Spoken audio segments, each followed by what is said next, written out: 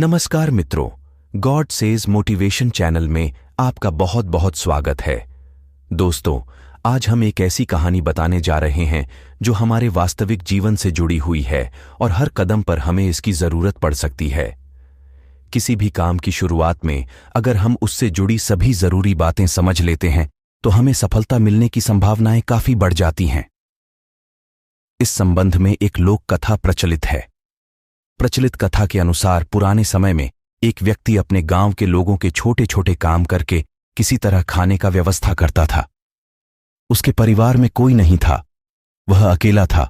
एक दिन गरीबी से तंग आकर उसने सोचा कि उसे बड़े नगर में जाना चाहिए, वहां ज्यादा काम मिलेगा और ज्यादा धन कमाने के अवसर मिल सकते हैं।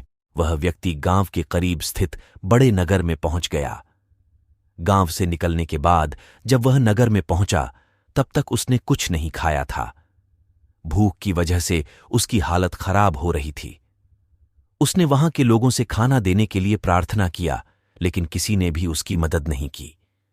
भूख से बेहाल होकर वह रास्ते में ही बैठ गया।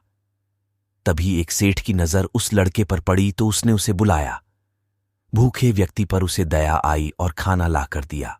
गरीब व्यक्ति ने सेठ से कहा कि आप कृपया मुझे कोई काम दे दें, मैं कड़ी मेहनत करूंगा, आपको शिकायत का कोई मौका नहीं मिलेगा। सेठ ने उसे अपने यहां काम पर रख लिया। सेठ लकड़ियों का व्यापार करता था। उसने व्यक्ति से कहा कि जंगल में पेड़ काटने का काम है, तुम चाहो तो ये काम कर सकते हो। गरीब व्यक्ति इस काम के लिए तैयार हो गया। अगले दिन सेठ ने लड़के को नई कुल्हाड़ी दी और अपने बाग में उसे बता दिया कि कौन कौन से पेड़ काटना है।